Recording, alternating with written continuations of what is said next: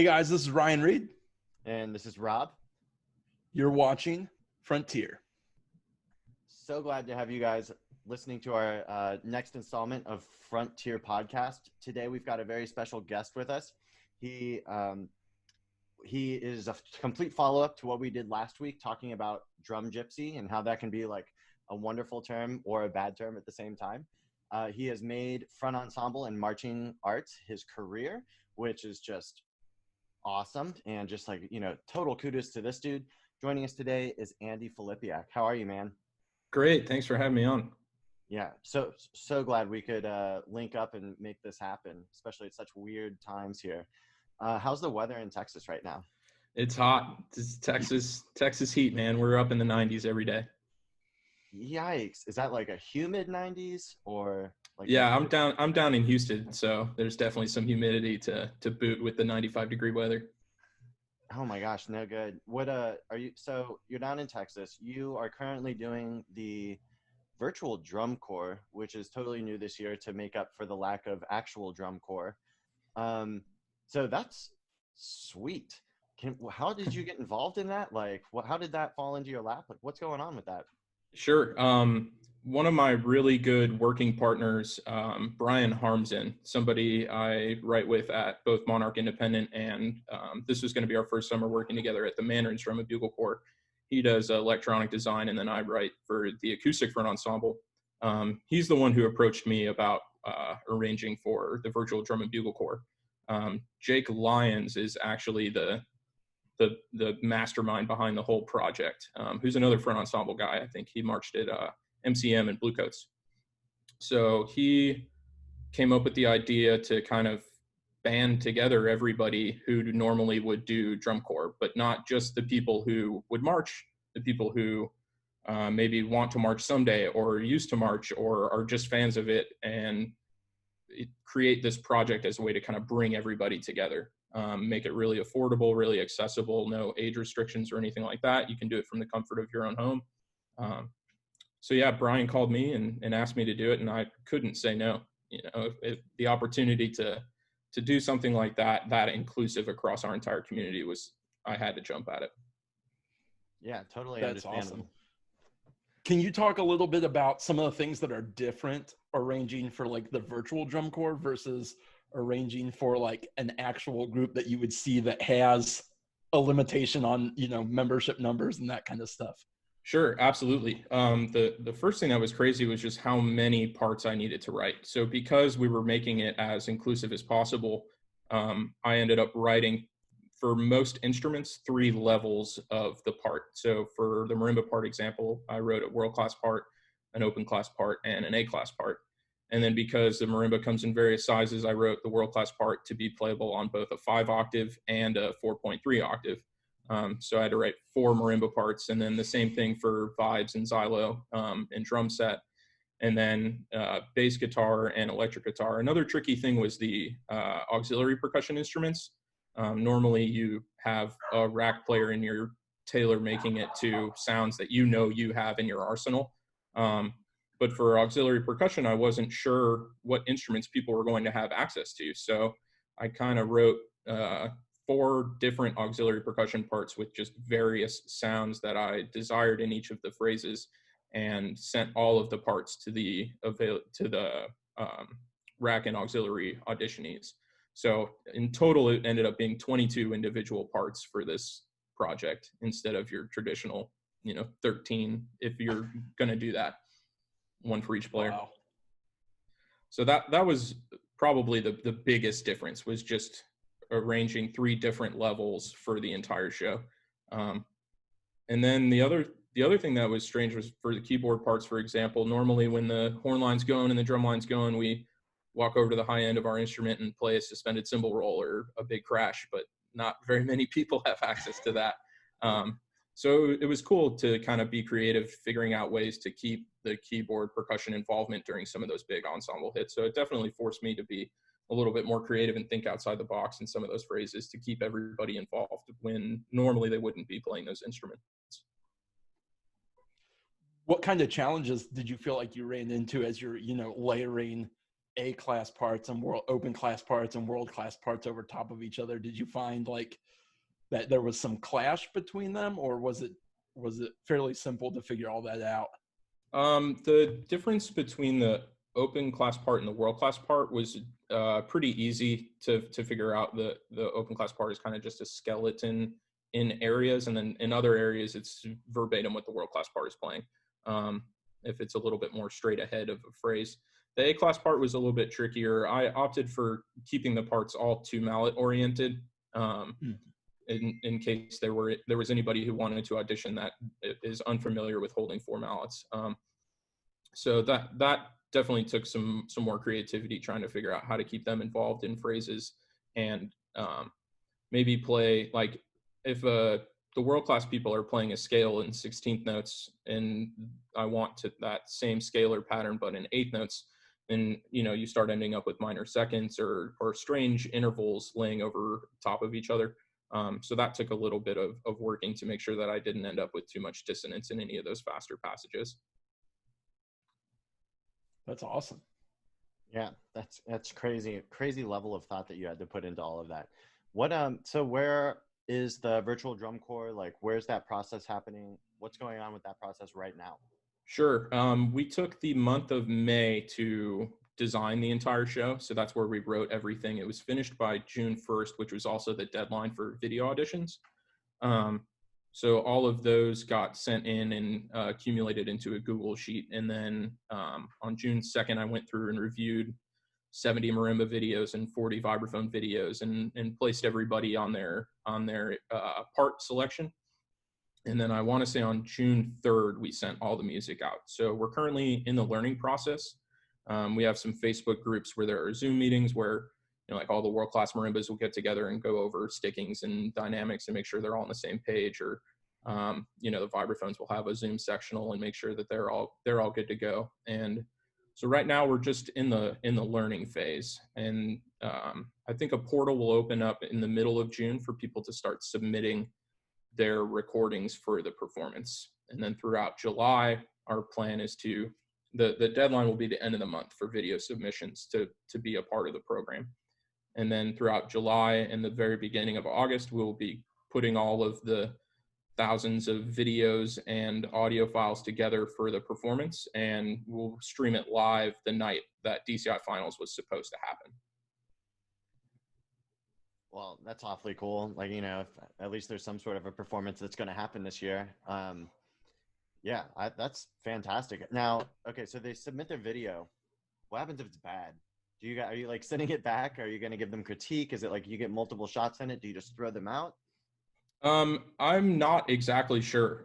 That's not 100% part of my wheelhouse. I'm not dealing with the creating of the presentation, like the video and the audio file. So I think hopefully the strategy of writing those different level parts is to give everybody something that they can be successful at. So I think that we probably won't run into that too frequently. None of the parts should be too far over anybody's head, and they all have access to all of the parts. So if, for instance, somebody gets put on the world-class part because they sent in a really great audition video, but then they don't have enough time to prepare the world-class part for the submission, they can submit an open class part instead, something that they feel like they can work up and be proficient at a little bit quicker. So it's just a Dropbox folder that has all the parts, the PDF parts in it. And so I can't imagine that we'll get too many videos with terrible quality. That's cool. What was the turnout like for the size of the group? As far as people who were donating and said that they wanted to be a part of it, we were able to raise close to $50,000, and over 2,000 people's sponsored the program, the product. And we ended up with, I think, between 14 and 1,500 audition videos submitted. So there should be, over 1,000 people in this video. And, we've got color guard, brass, battery, percussion, and front ensemble. So it'll be a full drum corps show, which is pretty exciting. That's awesome. At least we get some sort of drum corps in 2020. And that was the whole point of doing the product, is to give something to everybody who's missing it. You know, like I'm sure the three of us are all jonesing to be out in the sun, working every day on right hand and left hand checks. And so to know that this project is going to come to fruition in early August is really exciting, and something that kind of help keep me going through the rest of the summer. That's Yeah, cool. it's gotta help you stay motivated too, because otherwise, like I know I just have the summer off right now. There are some days when it's like great and I get a ton of work done, and there's other days where it's like I miss band. Yeah, absolutely. I think we're all feeling that. So is this something that you see possibly happening in the future past 2020? I think that there's potential for it, for sure. We were able to get enough turnout and enough excitement from the community that I think that it's totally feasible for us to do continuations of projects like these. Whether or not it'll always be a drum corps show like this, maybe we do a marching band show, maybe we do an indoor drumline show, but keep the format the same, where we're doing it completely remote. Any ages can do it. You can be from wherever on planet Earth, as long as you have access to some type of way to record yourself playing it and are dedicated, you can do it. So I definitely think that that's something that we'll talk about and see if we can make happen. That's awesome. So part of why we were excited to have you on, Andy, was last week we talked about, you know, kind of the living that Rob and I have made as, you know, we call them drum gypsies, but as full-time, you know, percussion instructors, front ensemble people, that kind of stuff. And I know that you transitioned, you know, for those that don't know, Andy and I marched glass band, the Glassmen, way back in the day. So can you just tell us a little bit about like your come up through drum corps indoor band to kind of where you're at right now and what you're doing? Sure. For me, I started marching indoor in 2004. I was in 8th grade, and my private lesson teacher, Brian Choppy Massimo, was running the pit at this indoor drumline called Leap, and they were based out of Lindenhurst, Illinois. And so he asked me if I wanted to play synthesizer, and this was in like December. So they had already kind of started, and I guess the synthesizer player had quit. And he was like, "You'd be great for it." So I talked to my mom, my dad, and they were like, "All right, if you really want to do this, you can do it." And that Saturday, I went to my first 12-hour rehearsal and, you know, played synth for a weekend. And, you know, I had no clue what I was doing. I was using my 2 index fingers to play most of the show. But yeah, that was my first experience with indoor. And we ended up going to WGI World Championships. It was in San Diego that year. So we went out to San Diego and competed, and were fortunate enough to win a world championship in the independent A class that year. So from that moment on, I was hooked. I got to see Music City Mystique play 7 live in San Diego that year. So I was like, I've got to do this. It's so cool. I love it. Everything here is awesome. And then, you know, next year I'm in 9th grade, so I'm doing marching band in high school. And I was actually played in the drum line all throughout high school. I played snare drum, and I kept doing Leap through the winters as well, and eventually started playing snare drum at Leap. And at first, that's what I thought that I wanted to do. And I think it was at 2006, I found out what drum corps was, and went to World Championships up in Madison that year and got to see all the shows. And so I went to another show in 2007 and at Kalamazoo, Michigan. And that's where I got to see the Glassmen for the first time.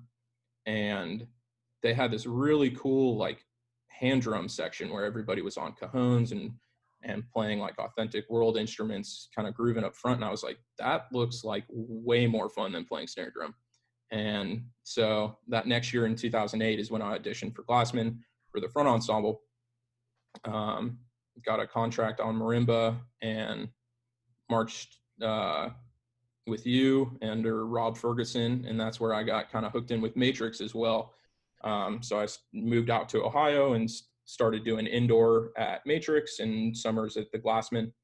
And growing up in like northern Illinois in the Chicagoland area, once I found out what drum corps was, the Cavaliers were always the coolest thing when I was in high school. So in 2010, I auditioned and got a spot playing marimba at the Cavaliers, and spent 2010 and 2011 with them on marimba. After aging out, I got really lucky. The pit arranger for the Cavaliers in 2011, Alan Miller, recommended me to fill in for the Boston Crusaders teaching in 2012. And that was kind of like my first big teaching gig. You know, I had done some stuff with high schools here and there, just kind of helping out while I was marching in Ohio. But to teach a big boy drum corps like that, you know, fresh out of aging out was quite lucky. And so I'm really thankful for that opportunity. And that's where I met the caption head at the time, Ellis Hampton. And me and him got along really well. We worked together there for 5 years.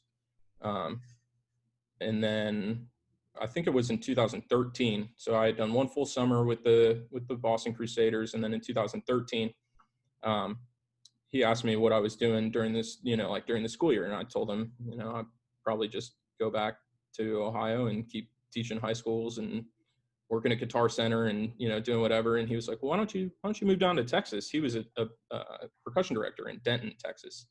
And he was like, why don't you come down here and, you know, teach some lessons? You can teach lessons during the day. And that to me was like a game changer, like to be able to go into a school and pull a kid out during their band class and create a full schedule of private lessons of, you know, 40 kids during each week.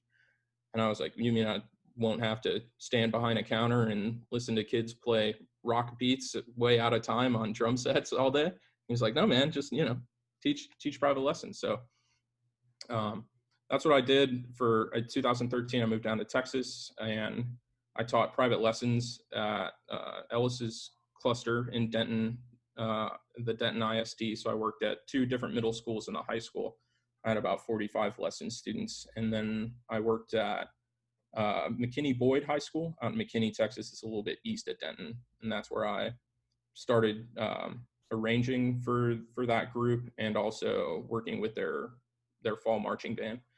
And then, you know, kept teaching Boston during the summers. And then kind of the biggest recent change in my life was when a friend of mine, Roger Marquis, asked, he was a visual instructor at Boston Crusaders. And he asked me if I would be interested in working with an indoor group. And I was like, yeah, man, which group? And he was like, Monarch Independent. And I'd never heard of them before. He was like, yeah, we're an open class group. We're based out of Houston. So, you know, you'd have to drive down from Denton on the weekends, but, you know, it would be really cool. And so I think it was 2016. So like fall of 2015, WGI 2016 season was my first season with Monarch. And that's where I met some of my favorite people on planet Earth and a lot of my working partners right now. Taha Ahmed, a great friend of mine. He runs the battery at Monarch.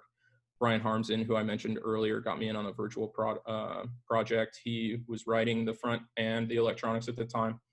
Ben Piles was writing the battery beats. That's my boss, if you want to call him that, the percussion caption head at the Mandarins. So that's where I met a lot of the people that I work with in a lot of different projects right now, people that I love spending time with, I love being creative with, I love teaching with. And so 2017, we ended up going to World Class, and that was kind of my first year being in charge of the pit. So I drove down from Denton 4 hours one way every weekend, just, you know, pouring my heart and soul into this baby, trying to get it off the ground. It's like, all right, if we're going to be in World Class, we got to make it happen.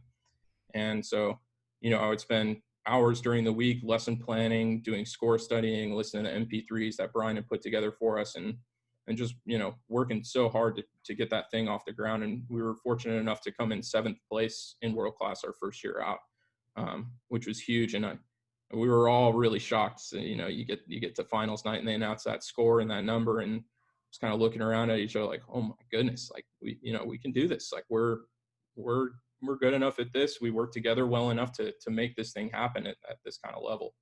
And so I've been with Monarch ever since. That's like my baby. I love that group. I love that organization. And eventually the driving got to be too much. So that's when I moved down to Houston, where they're based out of. And I've been down here for 2 years working at Tomball High School, who has a Scholastic Concert World group. So that's been a lot of fun. It was my first time working with a concert group. And for the last 2 seasons, I've been doing the front ensemble arranging at Monarch as well, which is really rad. And I did Boston all the way through that whole time. This is going to be my first year working at the Mandarin. So I ended up spending 9 years at the Boston Crusaders. And that's kind of from day one to now.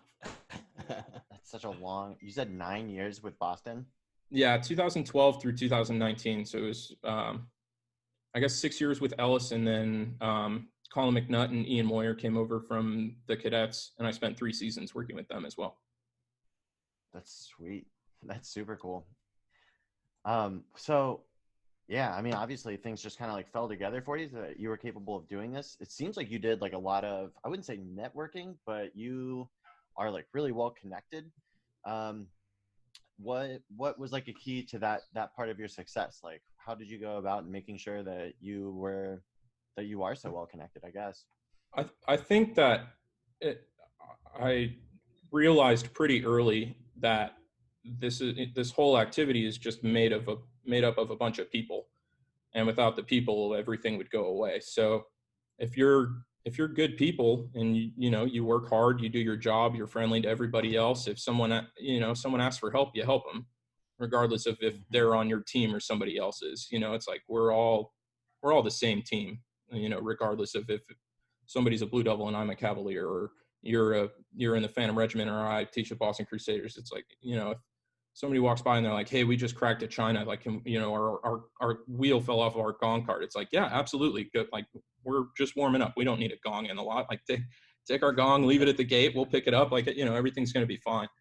So I think just, being personable and helping out as many people as you can is the key to that. And, people remember a friendly face. They're like, "Oh yeah, that guy helped us out. He's good people." And I think that's how most of the opportunities for me came to fruition, is just being a good guy to other people. Ryan, do you have anything? I'm just thinking, and I can't agree more, because Andy and I have kind of similar backgrounds. He's I kind of dipped in and out a little bit of the activity, and he's kind of been steadfast through it. But I have to agree that if this is a living that you're trying to do, helping as many people as you can and staying in touch with them, because you never know who's going to help you out on the next thing, or get you the next thing, or be on a thing that you didn't know you were going to be on, something like that. Like, you hook up with one person and they lead you to 3 other people. Yeah, that's exactly right. And it's one big community that is also tiny at the same time. So everybody knows everybody. And if you're a cool dude, then that's going to get around. And if you're not, then that's also going to get around.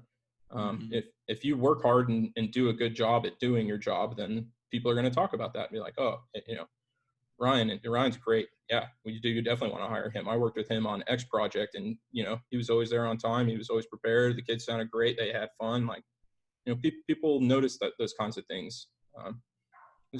In our activity, we spend time apart, but then at the end of the day, we always all come back together. So it's kind of like, okay, what work did this person do today? At the end of the day, when you're in drum corps ensemble, the color guard staff is looking at the pit being like, "Do they suck or don't they suck? What kind of a teacher is Andy?" So if you're just diligent and a good guy, then good things will happen. So what would you say, doing this as a living, what would you say some of your biggest struggles have been?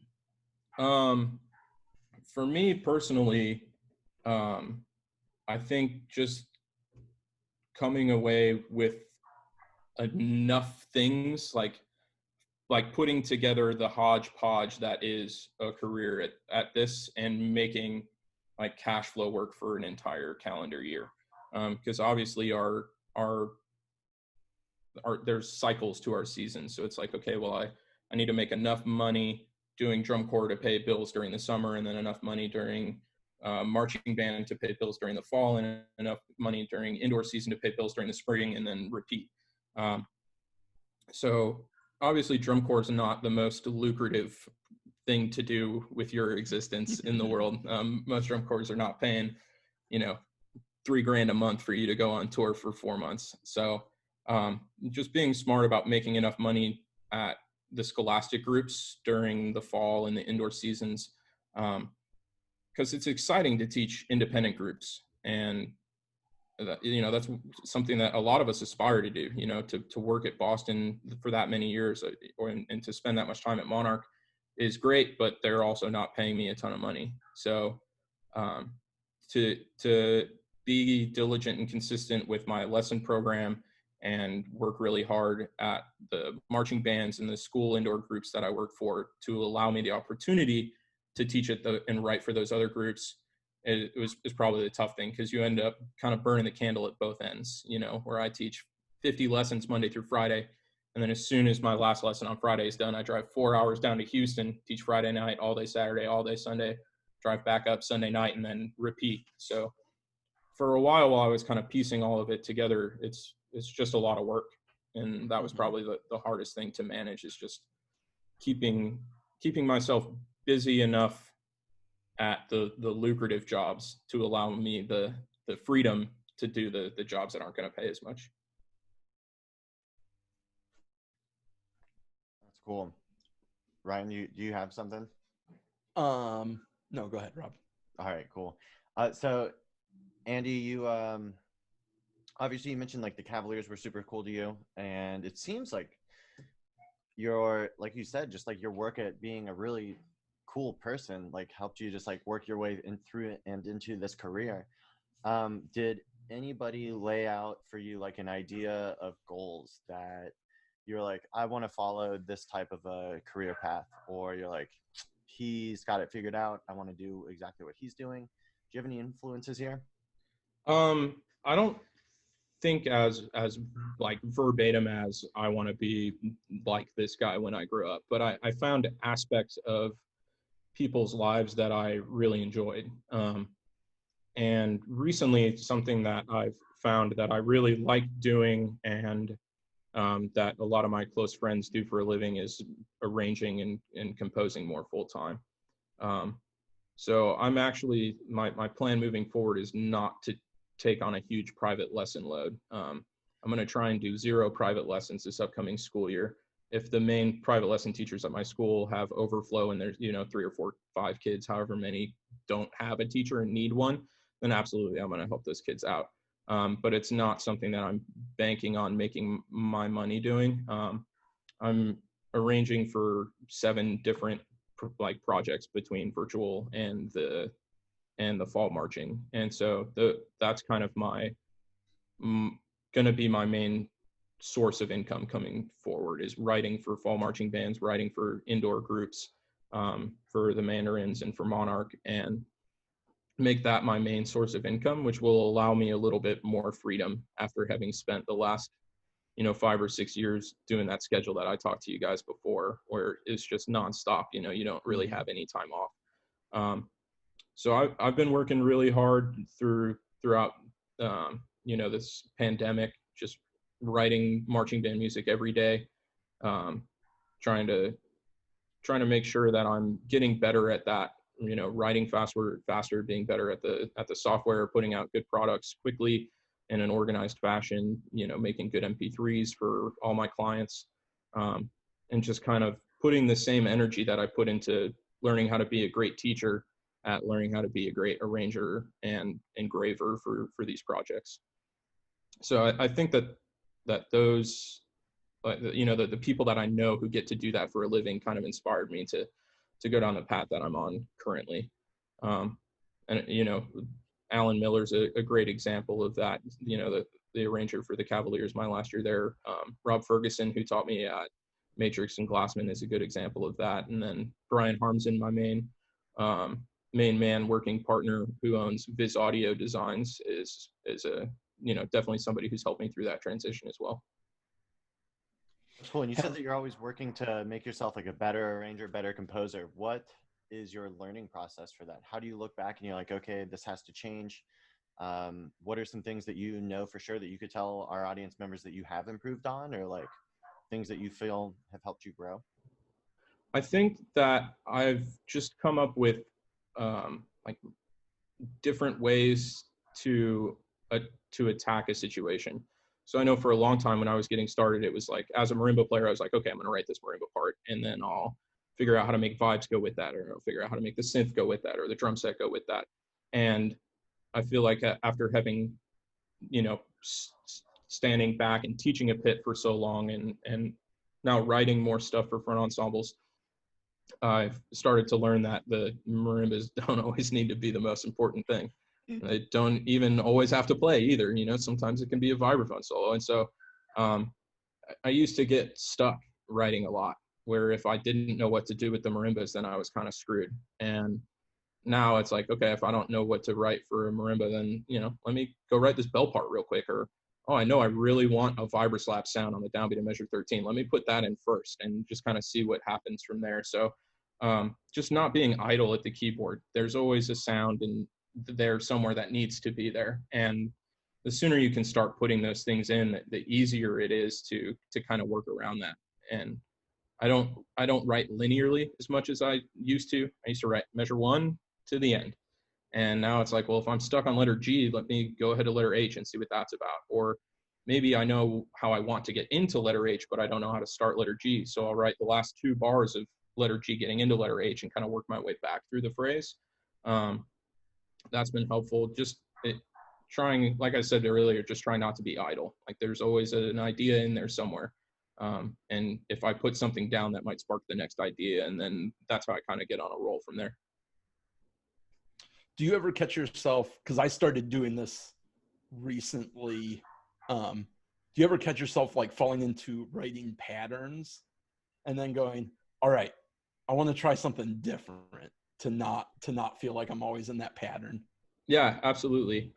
Sometimes getting myself out of that is as simple as just getting on an instrument and I'd be like, okay, well, if I want it to be on these, you know, this chord, but this is the pattern that I always use because it always feels good in my hands. Like, what if I invert the chord and play the pattern? How do the notes sound different? And then maybe I go back to the first inversion and play that cycle of notes, which will then get me into a different sticking. Like that's one way that I've gotten out of that. But I mean, sometimes if something sounds good and it's what it needs, then just put it in there. I think that's something else. Everything doesn't have to be the biggest, most exciting thing ever. Sometimes we're a complementary section to the ensemble, to the marching band. So I don't have to try and cram as many notes or write the coolest permutation ever all the time. Sometimes a simple ostinato that just kind of keeps momentum underneath the rest of the music ensemble is what should be there. And that's definitely something that I've been able to kind of check my ego over the last couple of years. And it's like, you know, the music I'm writing is not necessarily the most important thing all the time. So I don't need to write like that. Yeah, that's a great answer. That's a great perspective on that. Just go ahead, Ryan. I'm sorry. Yeah, no, it's all good. So you talked about, you know, transitioning from doing the full-time teaching to doing a little bit more of the design writing, you know, and I went through that transition a couple of years ago when you finally realized like there's only 7 days in a week. Yeah. And I don't know what Texas is like, but bands up in Ohio, like wherever you're at, it seems like every band rehearses at the same time, and cloning is not a thing yet. So, you know, I definitely found that there was more freedom in the writing thing, but there were definitely the struggles too of just getting yourself out there. What are some of the struggles as you're making that transition that you've been running into, or some of the upsides that you've been running into through this transition? Yeah, I think one thing that I'm really fortunate in is that I was able to kind of create a large enough workflow before I made the decision to not teach lessons anymore. That I knew that I was going to have enough clients and be financially secure instead of just like pulling the ripcord and hoping for the best. And one of my really good friends, Luke Zamprelli, is somebody that's helped me gain access to a lot of clients. He's a working partner of mine that is the visual caption head at both the Blue Stars and at Monarch Independent. And he does program coordinating for a lot of different marching bands in Texas. And he's been a really big advocate of mine. He's heard my music both at Tomball and at Monarch, and he really enjoys the way that I write and the style that I bring to the table, and wants to help me do more of it. So he was kind of a big advocate of mine in helping me get access to as many clients as I have for this fall. And I don't know that without that relationship. And me and Luke have known each other for a long time. We taught Boston together back in 2013. So, and then we kind of ran back into each other at Monarch, and have decided to start working together on these projects. And there's a window ranger that he primarily works with as well. So I think over the course of the next several years, between the window ranger Alex Thody, Luke, the program coordinator and drill designer, myself doing front ensemble and electronics, and then Taha Ahmed, my great friend who I work with at Monarch, designs battery stuff. So between the four of us, I think that it's a product that the four of us can bring to the table pretty consistently and start to kind of spread our clientele base. That's awesome. How important has it been hooking up with those guys that have areas of expertise that can complement almost to the point where you are a company?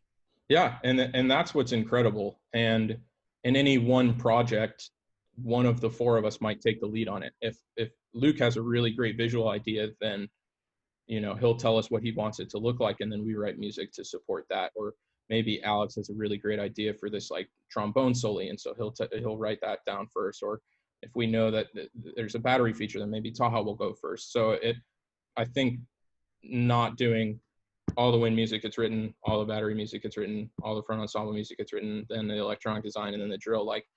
By not making the process the same in the hierarchy the whole time, we end up with more creative shows that way, and just more variety in the way that we're able to create effects throughout the timeline of the show.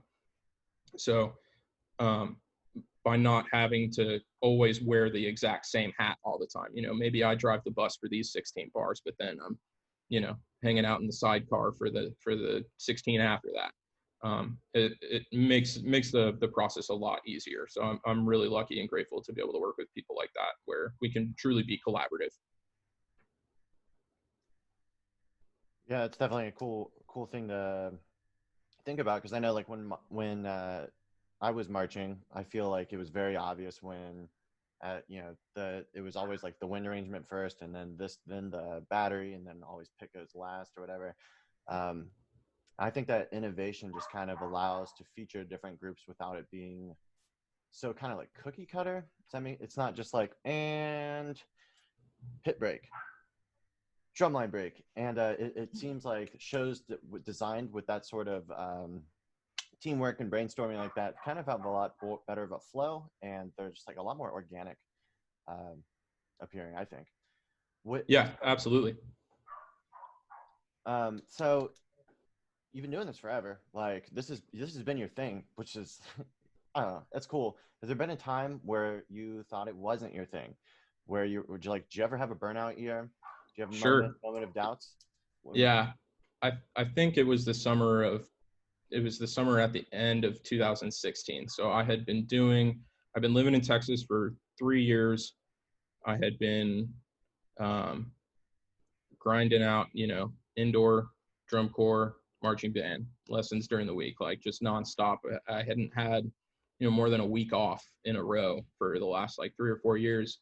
And I was like, what if I just go to, I don't know, an opportunity that presented itself to me was, what if I went to Seattle and farmed salmon, worked on a salmon farm? And I was like, that would be rad, and just not have to worry about loading xylophones into a truck anymore.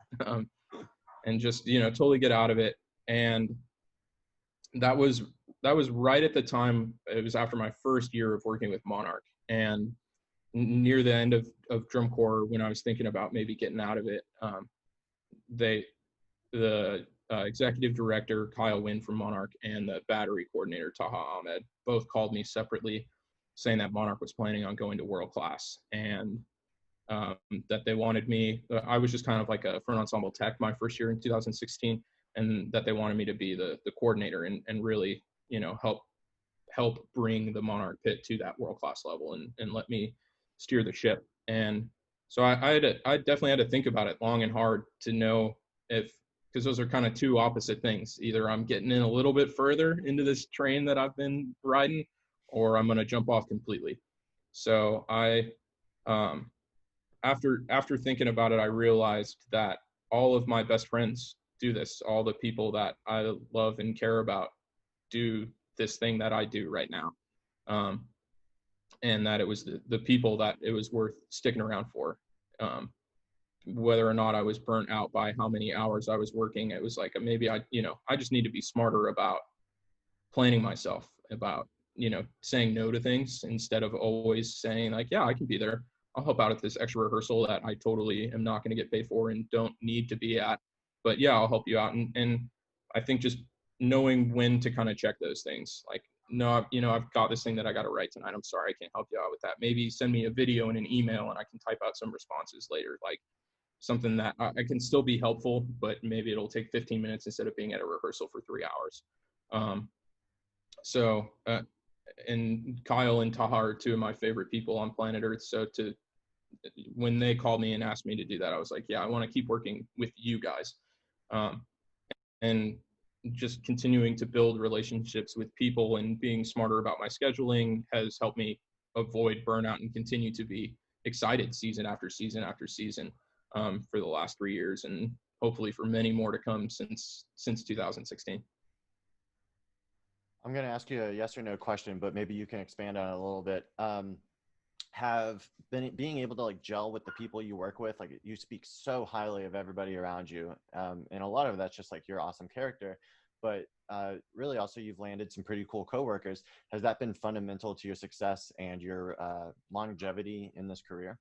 100%, like absolutely. I can't imagine doing a career that's as, at least when I'm being creative, it feels vulnerable, to like put music that I think is rad out into the world. And it's like, oh, I hope the 20 people who are playing this are going to like it. And I hope the couple thousand people that listen to it are going to like it. And to know that I have colleagues and people rooting for me on either side of me, in all the organizations that I work with, that support makes it a lot more relaxing to just do what I do. And I'm not always second guessing myself. And yeah, I mean, without the people that I work with right now, I probably wouldn't be doing what I'm doing. You'd be salmon farming? I think that would be it, man. Yeah, that's cool. It's good for you, man, that you landed such surroundings. Ryan, do you have anything? Yeah, can you talk a little bit about on the arranging side and the design side? Can you talk a little bit about like the first time you got to experience your music played by like a world-class group or a drum corps, or something that wasn't just your students playing that music? Sure. All of the stuff that I've written for world class is also a group that I teach for. So I haven't had the opportunity to just like write something and not be around it and then get to hear it played, which I'm sure is a bit of a different feeling. It started actually in 2011 when I was still marching. We got to play a front ensemble tune that I arranged. That was the first time a world-class group played something that I had written. And Alan Miller helped me out with it a little bit. So I'm very grateful for that. It probably wouldn't have sounded nearly as cool if he hadn't tweaked it a little bit before we learned it that summer. But then I think Law Tunes were that was really kind of the first thing. We did that at Cavaliers, and then I brought that over with me to the Boston Crusaders. And I think the first thing that they played that I arranged was Primavera, which is like a piano piece by Ludovici Anati. And so I, arranged and orchestrated that for the full pit. And I think the coolest part was when we were at a show, I forget where exactly, And they're playing through it. And, you know, I've heard it 1,000 times. I taught it to them. I worked on it to arrange it. But people walking by, who normally just walk past a pit to just go into the stadium to watch drum corps shows, as they were playing it, stopped to watch and listen, and then clapped when they were done, and then went into the stadium. And to me, it was like, wow, this is so cool. Like, we don't need to just play scales to warm up. Like, you know, we can play music to warm up too.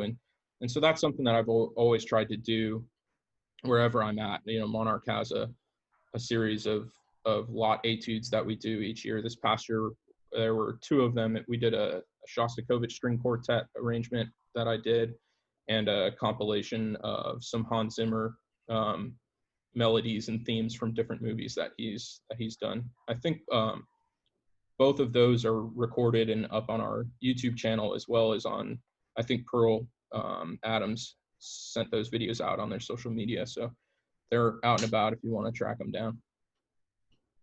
But yeah, I remember, I'll never forget like that moment of people clapping after something that I had written that somebody else had played. It was like, you know, I could have just been a guy.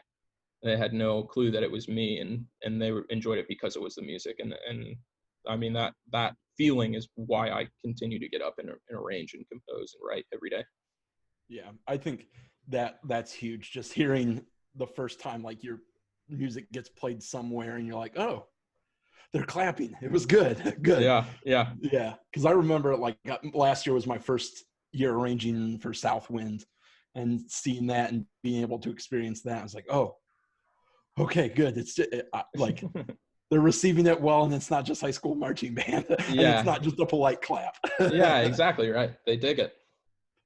Yeah, it's exciting. Was there a year that you had or a show that you arranged or composed or wrote that was your favorite, sticks out as being real memorable? This past year at Monarch is definitely my favorite thing that I've ever written, and it was a huge bummer when WGI got canceled, because I was really proud of the way that it was written, and also the way that the members were playing it. It was the strongest pit we had ever had. It was stacked, you know, to the point where every single keyboard player was just nails on the whole program. There are soloist instruments, the drum set, the xylophone, the synths, the electric bass were all just nails. And it was in the middle of March. So if it was that cohesive and that sounding that great at that time, you know, with 4 more weeks to really dial it in and get the consistency level up, because that's really it. Once you have the ability to play each phrase in the show the way that it's supposed to be played, with all the right notes, all the right rhythms, all the right the phrasing and the sound quality and the blend and balance, it's about, can you do it 10 times in a row? Can you do it 20 times in a row? So by mid-March, I had heard every single note that I had written, every single phrase that I had written played exactly the way it was supposed to be played. And so it was just going to be getting the consistency level up the rest of the year, which is the sweet spot. If you're going to try and be one of the top independent world, winter percussion groups on planet Earth, that's where you need to be at that point in the year. And so for us to be there for the first time was really, really exciting.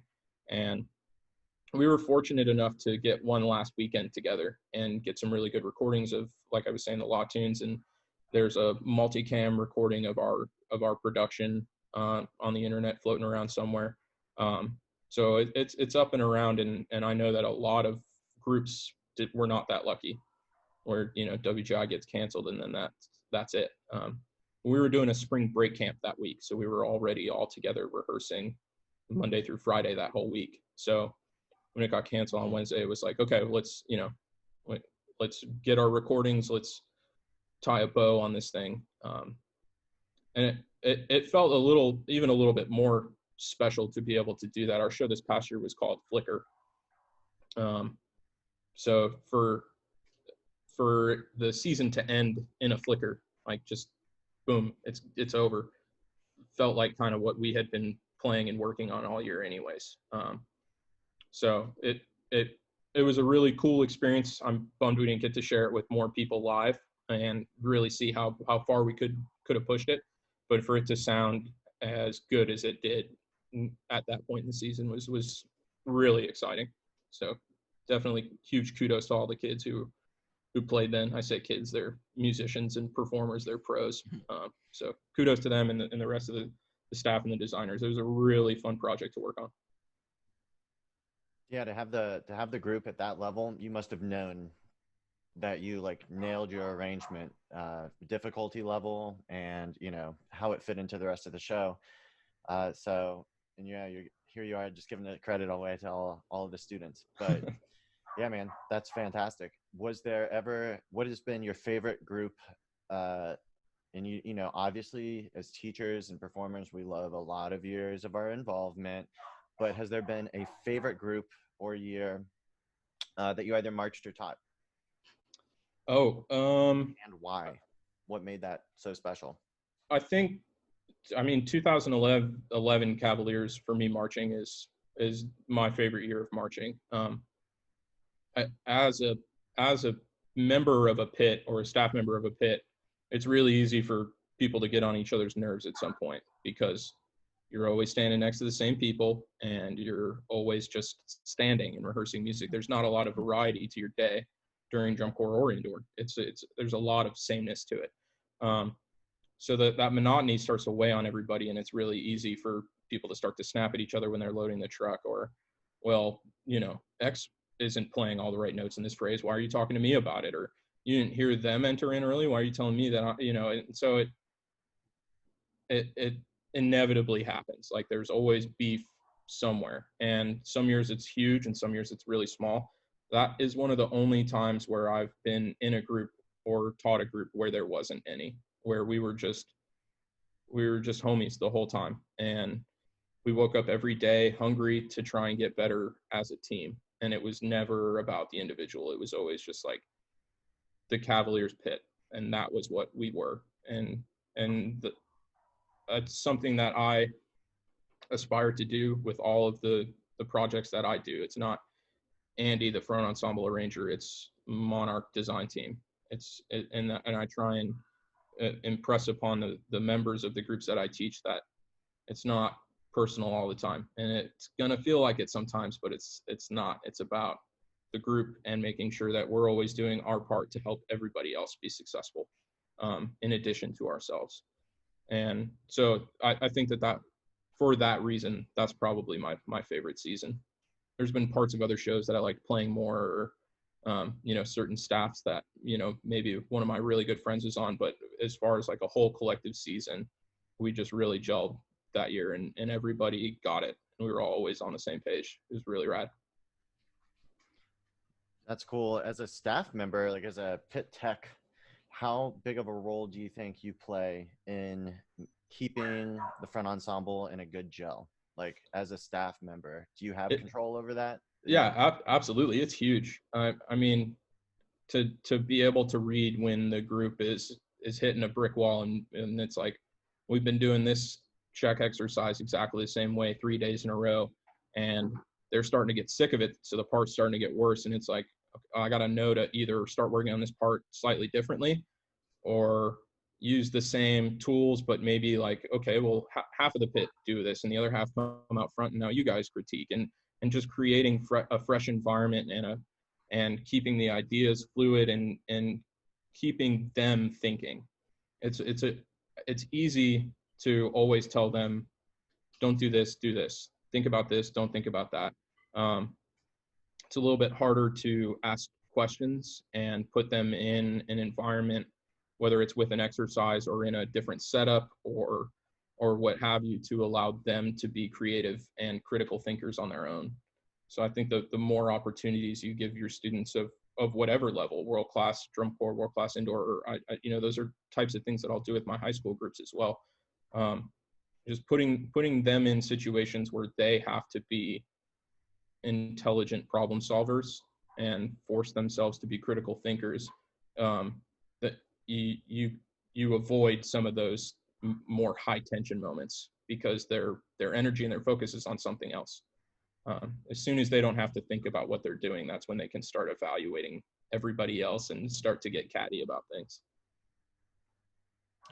Do you ever find yourself kind of planning for those kinds of things, or planning to change things up? So like an example is, when I taught classmen in 2012 during like once you get so far into move-ins, we all know what the grind is like and whatnot, but we ended up alternating like days that we call them physical days and mental days. Sure. And some days we're more physically taxing and some days we're more, we're going to put timing variations over top of everything and make them play different rhythms and combine exercises and that kind of stuff. Is that something you usually plan for or something you try to do on the fly or a little bit of both? I think there has to be a homogenation, like, or I don't know if that's a word, but it is now. Like you have to homogenize those two things, right? You have to be prepared. You have to plan for what's going to happen, and having an idea of knowing you want to mix up these different sets of skills for your students. But then at the same time, like you need to be a good like a football head coach. You game plan all week. But then at halftime, you have to make adjustments. And so you plan for your rehearsals, but then on a water break, maybe you're like, well, this isn't quite going how I imagined it. Maybe we tweak my afternoon plan a little bit, and you make a halftime adjustment in the middle of a block. So I definitely don't recommend flying by the seat of your pants and not being prepared for rehearsal. But I also think it's equally important to not like put out such a detailed rehearsal that you just do that no matter what, because we're all humans, and sometimes either it's I came up with a bad plan or my plan that I came up with isn't going to work with these people and where they're at right now. So to be able to make adjustments in real time, I think is crucial. So yeah, I think it's definitely a little bit of both there. And like you were saying, breaking it up to being a mental day versus a physical day is huge. I know I like to focus on like general skill sets quite a lot. So it's like, okay, this block is going to be all about balance. This block is going to be all about consistent, like mathematically accurate rhythms. This block is going to be all about tempo control, or breaking those things up like different skills throughout the block or throughout the day. I think is a crucial thing to help get everybody on the same page as members of a pit, so that way Johnny Joe's not thinking about his index finger when Sally Sue is only worried about note accuracy, and then Billy Green is only listening to the Met and ignoring everybody else. By having a general concept, like our goal of the pit is to play great tempo right now, and then everybody's on the same page, and you can talk to them and reflect about it and know everybody's going to be engaged. I think that's a really important thing to do, especially with how many different instruments we have. It's really easy to kind of bury ourselves in just the marimbas or bury ourselves in just the drum set. So when the whole pit is together, by talking about some of those macro concepts, it's a really good way to kind of pull everybody together and get on the same page. Yeah, I think that's a really good point, especially for younger instructors. Like, you got to get your head out of typically the marimbas, because they're right in front of you. They're the center of the ensemble. Because if you can't get your head out of the marimbas, you're going to step back. And I know I've experienced this where the synth player is like not playing what's on the page at all. Sure. You find out they can't read bass clef in ensemble. Yep. Yeah, you always have to be aware of the whole group, and if you're lucky enough to have enough people to split up into subsectionals, that's great. But I know a lot of times that's not something that's available to a lot of people. So being able to be aware of all the members in the different roles of the pit is something that's incredibly crucial to being successful as a pit instructor.